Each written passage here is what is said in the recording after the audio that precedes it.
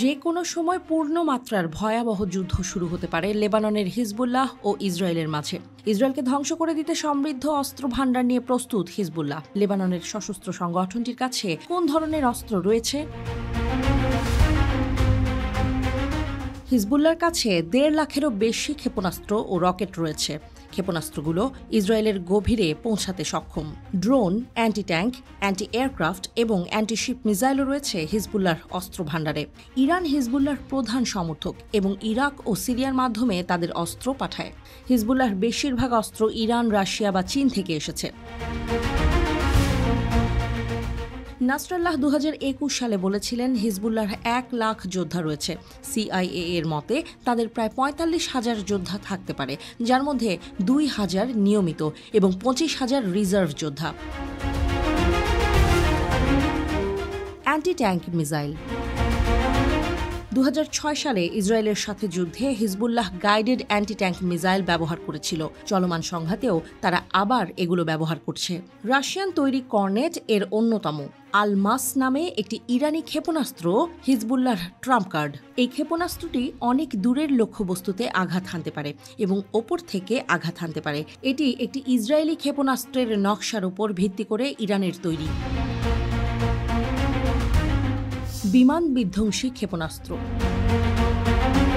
গত 6 June Hezbollah প্রথমবারের মতো ইসরায়েলি যুদ্ধবিমান লক্ষ্য করে গুলি চালায়। তারা সারফেস টু এয়ার মিসাইল ব্যবহার করে ইসরায়েলি ড্রোনও ভূপাতিত করেছে। হিজবুল্লাহ ইসরায়েলি হারমিস 450 এবং হারমিস 900 ড্রোন ভূপাতিত করেছে।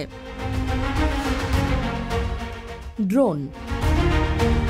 হিজবুল্লাহ হামলায় ড্রোন ব্যবহার করে। কিছু ড্রোন আত্মঘাতী এবং লক্ষ্যবস্তুতে বিধ্বস্ত হয়, আবার কিছু ড্রোন বোমা ফেলে লেবাননে ফিরে আসে। হিজবুল্লাহর নিজস্ব ড্রোন রয়েছে, যেমন আইয়ুব এবং মারসাদ মডেল। এই ড্রোনগুলো সস্তা এবং তৈরি করা সহজ।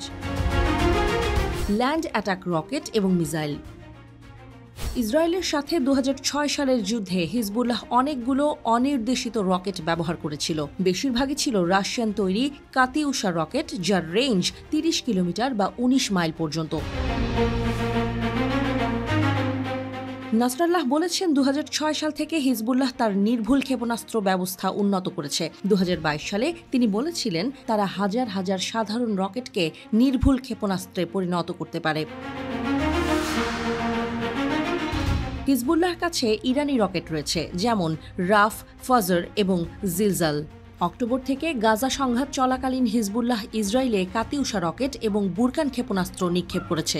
8 জুন হিজবুল্লাহ ইরানের তৈরি ফালাক 2 রকেট ব্যবহার করেছিল, যাতে ফালাক 1 রকেটের চেয়ে বড় ওয়ারহেড রয়েছে। Anti sheep missile. হিজবুল্লাহ 2006 সালে উপকূল থেকে 16 কিলোমিটার দূরে একটি ইসরায়েলি যুদ্ধজাহাজকে আঘাত হানে। 4 জন ইসরায়েলি সৈন্য নিহত হয় এবং জাহাজ ক্ষতিগ্রস্ত হয়। এরপর হিজবুল্লাহ রাশিয়ার তৈরি ইয়াখন্ড জাহাজ বিধ্বংসী মিসাইলও অর্জন করেছে। হিজবুল্লাহ এই ক্ষেপণাস্ত্র থাকার বিষয়টি নিশ্চিত করেনি, তবে 2006 সালে ব্যবহৃত একই ধরনের জাহাজ বিধ্বংসী ক্ষেপণাস্ত্রের ভিডিও দেখিয়েছে।